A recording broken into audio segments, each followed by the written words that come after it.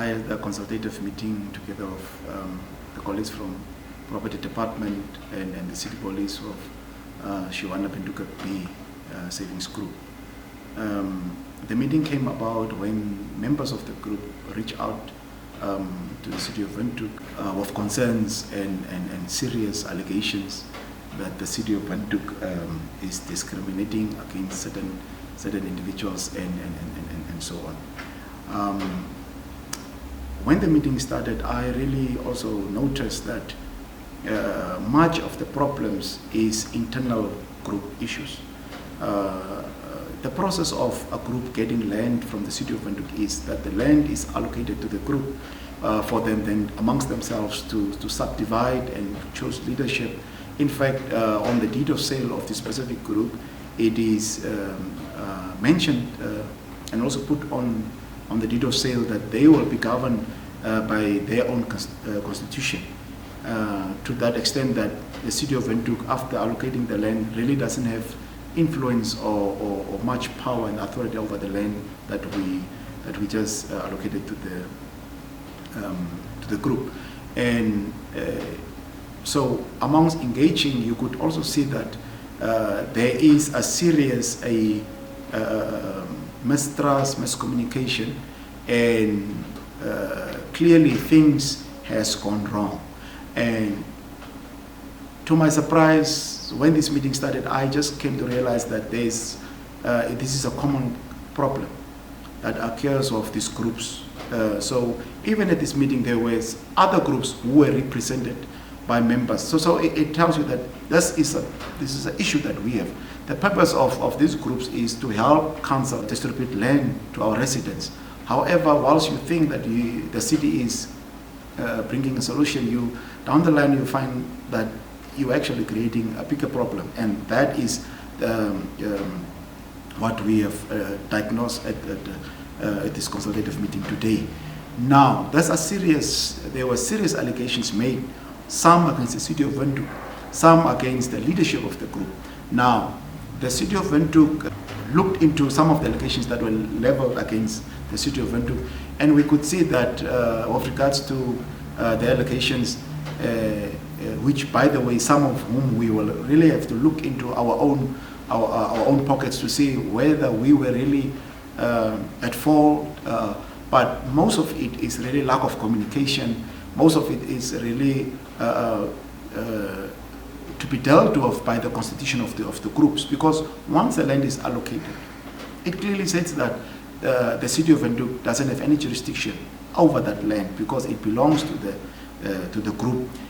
Because the constitution clearly outlines that the group must then instruct City of Windhoek as with regards to helping them with sub-demarcation and all these things.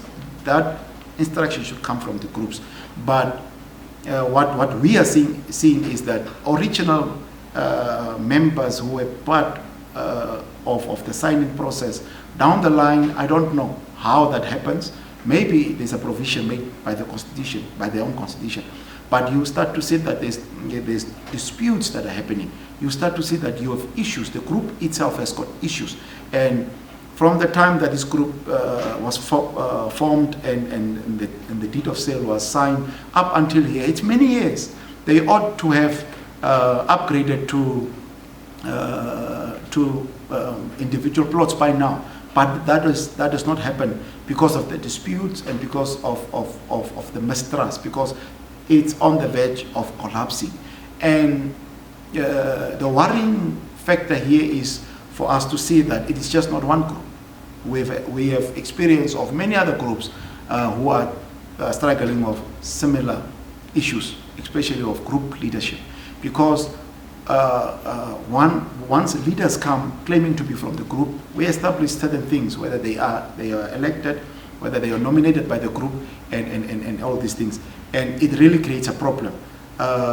In conclusion, what we have then resort to is to say that we must have a continuous engagement of these groups, because it is a problem. There is mistrust, there is no trust amongst the group themselves. Members don't speak to one another. Communication is broken down amongst leadership, amongst the members. It's on the verge of collapsing. And because of the way that the contract is put up, there is almost close to nothing or a very little space for the City of Windhoek to get involved. We can't dictate as to for the group to say you must do that. We can advise, and that is what the Property Department Strategic Executive Mr. Fanil Manda was doing today, by all means to say these are the scenarios, you can try this, you can try this. So that's pretty much what we can do, is to propose until the group leaders then themselves instruct us to say, we want you to do this, we want you to assist us in this way, and subsequently then that help and assistance will be rendered to the group. Because of the mistrust and the miscommunication in the group, some members think that we bought the land from the City of Windhoek, so City of Windhoek should get involved. They should do this and this and this. But they did not, the deed of sale was not done to an individual. We did not do it to a certain section of the group. That's why if you can look at the deed of sale, you can clearly see that it's only 2 people that signed and then 2 witnesses. It's not the whole group, because it was a group effort. City of Windhoek recognizes the group and deals with the group. So that creates a problem. But we must have a continuous engagement and consultation of this group. What we must ask at this juncture is, saving groups, are they really the answer? Are they really the leg or the hand that we can lean on in our pursuit to distribute land? Are we creating a bigger problem for ourselves? Are we creating creating a bigger problem? Are we creating community and society disputes of saving groups? Really, we need to relook. We need to reassess. We need to review how to then go ahead of this model.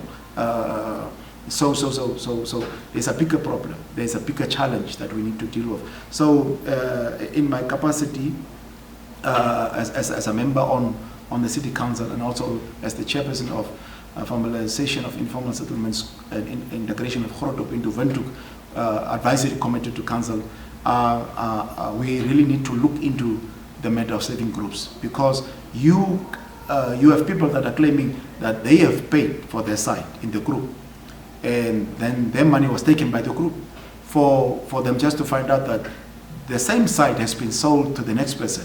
So what they are claiming is that the cycle continues. It's from this victim to the next victim.